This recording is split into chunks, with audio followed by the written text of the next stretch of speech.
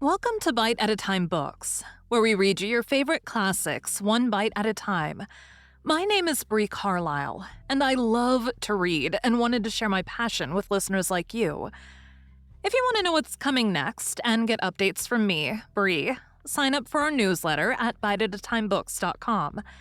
Be sure to follow the show on your favorite podcast platform so you get all the new episodes. Or you can follow the show on YouTube, where we have playlists for all the stories. We're part of the Bite at a Time Books Productions Network. If you'd also like to hear what inspired your favorite classic author to write their novels, and what was going on in the world at the time, check out the Bite at a Time Books Behind the Story podcast, Tuesdays, wherever you listen to podcasts. Today we'll be continuing A Study in Scarlet by Arthur Conan Doyle. Chapter 4. A Flight for Life. On the morning which followed his interview with the Mormon prophet, John Ferrier went into Salt Lake City, and having found his acquaintance, who was bound for the Nevada mountains, he entrusted him with his message to Jefferson Hope. In it, he told the young man of the imminent danger which threatened them, and how necessary it was that he should return. Having done thus, he felt easier in his mind, and returned home with a lighter heart. As he approached his farm, he was surprised to see a horse hitched to each of the posts of the gate. Still more surprised was he on entering to find two young men in possession of his sitting room. One, with a long pale face, was leaning back in the rocking chair with his feet cocked up on the stove. The other, a bull-necked youth with coarse bloated features, was standing in front of the window with his hands in his pocket, whistling a popular hymn. Both of them nodded to Ferrier as he entered, and the one in the rocking chair commenced the conversation. "Maybe you don't know us," he said. "This here's a son of Elder Drebber, and I'm Joseph Strangerson, who traveled with you in the desert when the Lord stretched out his hand and gathered you into the true fold. As he will all the nations in his own good time," said the other in a nasal voice. "He grindeth slowly, but exceedingly small." John Ferrier bowed coldly. He had guessed who his visitors were. "We have come," continued Strangerson, "at the advice of our fathers, to solicit the hand of your daughter for whichever of us may seem good to you and to her. As I have but 4 wives, and Brother Drebber here has 7, it appears to me that my claim is a stronger one." "Nay, nay, Brother Strangerson," cried the other. "The question is not how many wives we have, but how many we can keep. My father has now given over his mills to me, and I'm the richer man. But my prospects are better," said the other warmly. "When the Lord removes my father, I shall have his tanning yard and his leather factory. Then I am your elder, and am higher in the church." "It will be for the maiden to decide," rejoined young Drebber, smirking at his own reflection in the glass. "We will leave it all to her decision." During this dialogue, John Ferrier had stood fuming in the doorway, hardly able to keep his riding whip from the backs of his 2 visitors. "Look here," he said at last, striding up to them. "When my daughter summons you, you can come. But until then, I don't want to see your faces again." The 2 young Mormons stared at him in amazement. In their eyes, this competition between them for the maiden's hand was the highest of honors both to her and her father. "There are 2 ways out of this room," cried Ferrier. "There's the door, and there's the window. Which do you care to use?" His brown face looked so savage, and his gaunt hands so threatening, that his visitors sprang to their feet and beat a hurried retreat. The old farmer followed them to the door. "Let me know when you've settled which it is to be," he said sardonically. "You shall smart for this," Strangerson cried, white with rage. "You've defied the prophet and the council of 4. You shall rue it to the end of your days. The hand of the Lord shall be heavy upon you," cried young Drebber. "He will arise and smite you." "Then I'll start the smiting," exclaimed Ferrier furiously, and would have rushed upstairs for his gun had not Lucy seized him by the arm and restrained him. Before he could escape from her, the clatter of horses' hooves told him that they were beyond his reach.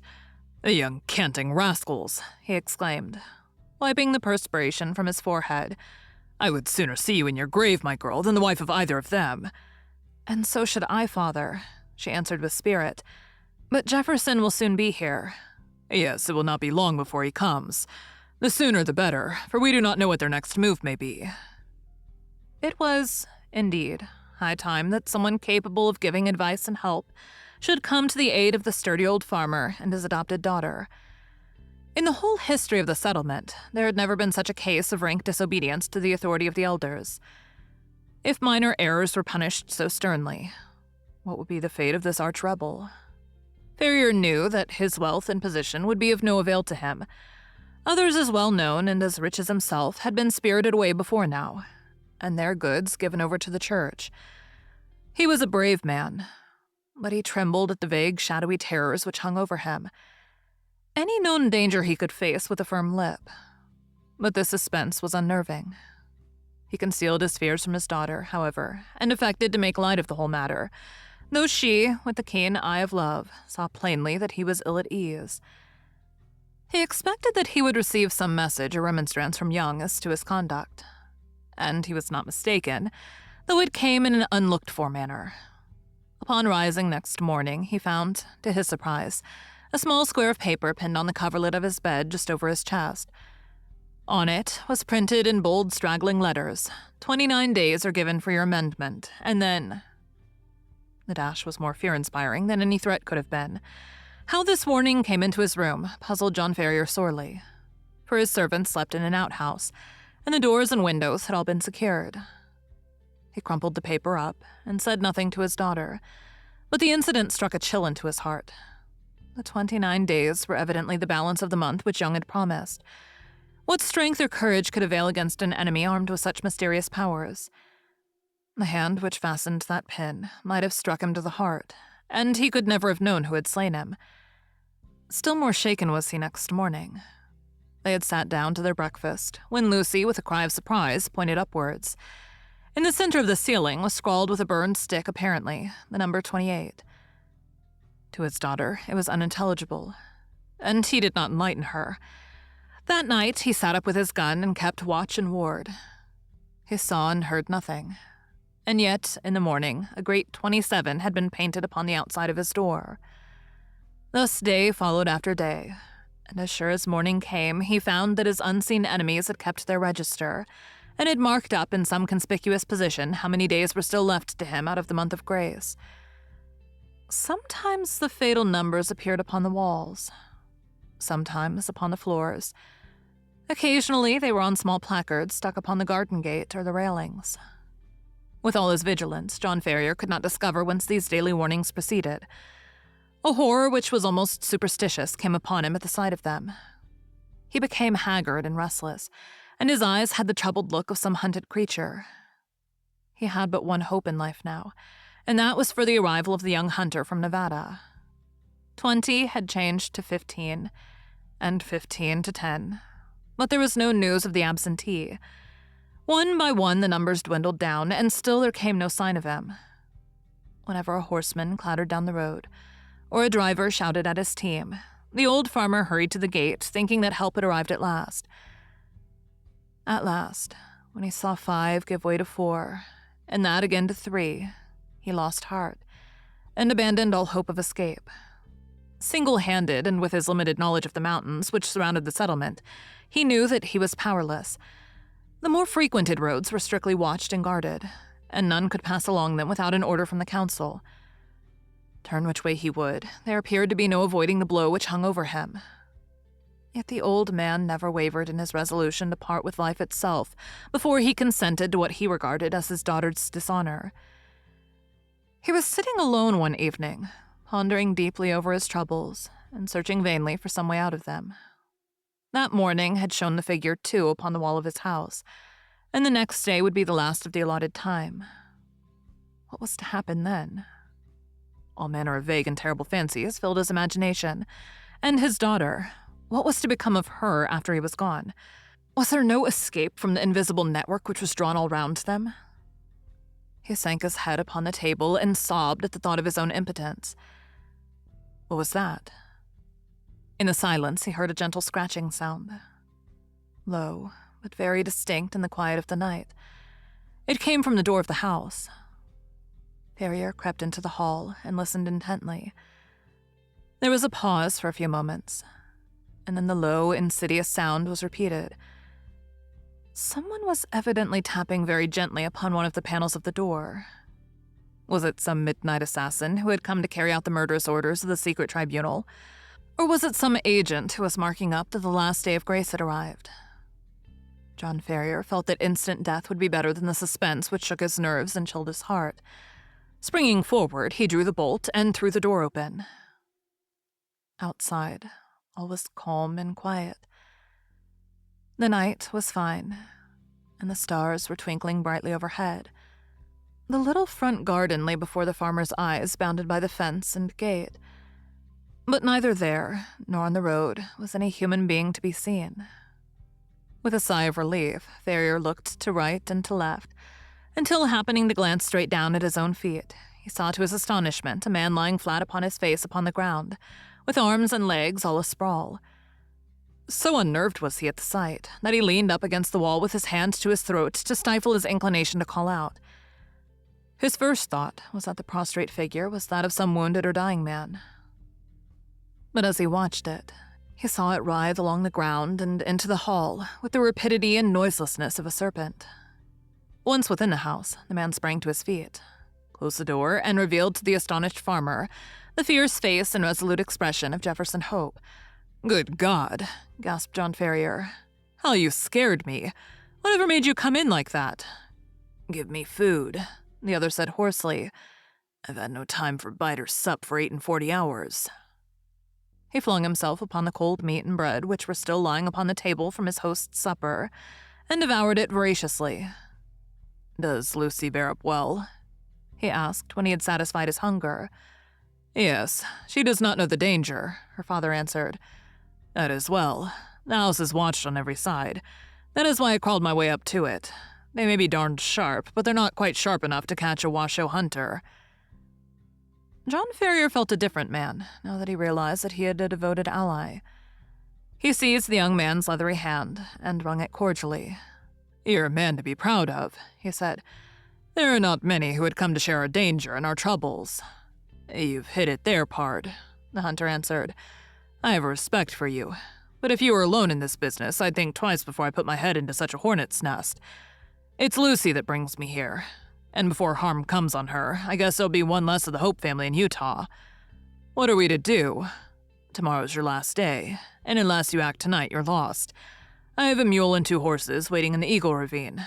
How much money have you?" $2,000 in gold and 5 in notes." "That will do. I have as much more to add to it. We must push for Carson City through the mountains.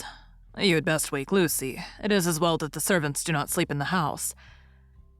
While Ferrier was absent, preparing his daughter for the approaching journey, Jefferson Hope packed all the eatables that he could find into a small parcel and filled a stoneware jar with water, for he knew by experience that the mountain wells were few and far between. He had hardly completed his arrangements before the farmer returned with his daughter all dressed and ready for a start. The greeting between the lovers was warm but brief, for minutes were precious, and there was much to be done. "We must make our start at once," said Jefferson Hope, speaking in a low but resolute voice, like one who realizes the greatness of the peril, but has steeled his heart to meet it. "The front and back entrances are watched, but with caution we may get away through the side window across the fields. Once on the road, we are only 2 miles from the ravine where the horses are waiting. By daybreak, we should be halfway through the mountains." "What if we are stopped?" asked Ferrier. Hope slapped the revolver butt which protruded from the front of his tunic. "If there are too many for us, we shall take 2 or 3 of them with us," he said with a sinister smile. The lights inside the house had all been extinguished, and from the darkened window, Ferrier peered over the fields which had been his own, and which he was now about to abandon forever. He had long nerved himself to the sacrifice. However, and the thought of the honor and happiness of his daughter outweighed any regret at his ruined fortunes. All looked so peaceful and happy, the rustling trees and the broad silent stretch of grainland, that it was difficult to realize that the spirit of murder lurked through it all. Yet the white face and set expression of the young hunter showed that in his approach to the house, he had seen enough to satisfy him upon that head. Ferrier carried the bag of gold and notes. Jefferson Hope had the scanty provisions and water, while Lucy had a small bundle containing a few of her more valued possessions. Opening the window very slowly and carefully, They waited until a dark cloud had somewhat obscured the night, and then one by one passed through into the little garden.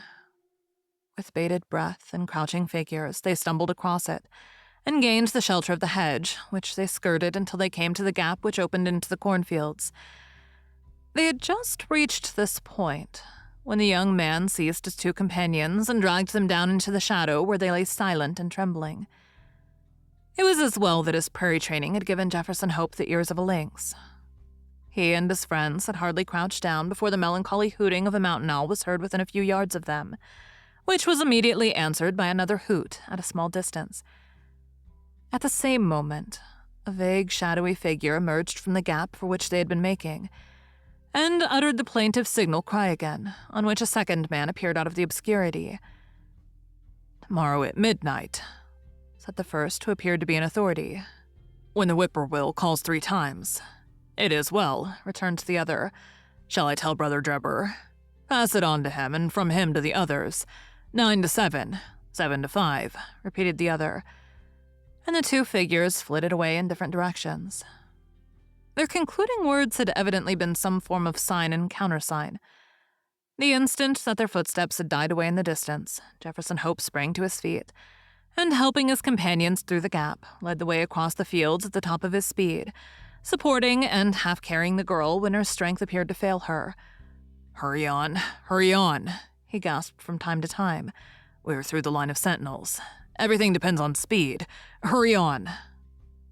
Once on the high road, they made rapid progress. Only once did they meet anyone, and then they managed to slip into a field and so avoid recognition. Before reaching the town, the hunter branched away into a rugged and narrow footpath which led to the mountains. 2 dark, jagged peaks loomed above them through the darkness, and the defile which led between them was the Eagle Canyon in which the horses were awaiting them. With unerring instinct, Jefferson Hope picked his way among the great boulders and along the bed of a dried-up watercourse, until he came to the retired corner, screened with rocks, where the faithful animals had been picketed. The girl was placed upon the mule, and old Farrier upon one of the horses with his money bag, while Jefferson Hope led the other along the precipitous and dangerous path. It was a bewildering route for anyone who was not accustomed to face nature in her wildest moods. On the one side, a great crag towered up 1,000 feet or more, black, stern, and menacing, with long basaltic columns upon its rugged surface like the ribs of some petrified monster. On the other hand, a wild chaos of boulders and debris made all advance impossible. Between the two ran the irregular track, so narrow in places that they had to travel in Indian file, and so rough that only practiced riders could have traversed it at all. Yet in spite of all dangers and difficulties, the hearts of the fugitives were light within them, for every step increased the distance between them and the terrible despotism from which they were flying. They soon had a proof, however, that they were still within the jurisdiction of the saints. They had reached the very wildest and most desolate portion of the pass when the girl gave a startled cry and pointed upwards. On a rock which overlooked the track, showing out dark and plain against the sky, there stood a solitary sentinel. He saw them as soon as they perceived him, and his military challenge of "Who goes there?" rang through the silent ravine. "Travelers for Nevada," said Jefferson Hope, with his hand upon the rifle which hung by his saddle. They could see the lonely watcher fingering his gun and peering down at them as if dissatisfied at their reply. "By whose permission?" he asked. "The Holy Four," answered Farrier. His Mormon experiences had taught him that that was the highest authority to which he could refer. 9 from 7, cried the sentinel. 7 from 5, returned Jefferson Hope promptly, remembering the countersign which he had heard in the garden. "Pass, and the Lord go with you," said the voice from above. Beyond his post, the path broadened out, and the horses were able to break into a trot. Looking back, they could see the solitary watcher leaning upon his gun, and knew that they had passed the outlying post of the chosen people, and that freedom lay before them. Thank you for joining Bite at a Time Books today, while we read a bite of one of your favorite classics. Again, my name is Bree Carlile, and I hope you come back tomorrow for the next bite of A Study in Scarlet. Don't forget to sign up for our newsletter at biteatatimebooks.com. You can check out the show notes or our website, biteatatimebooks.com, for the rest of the links for our show. We'd love to hear from you on social media at Bite at a Time Books.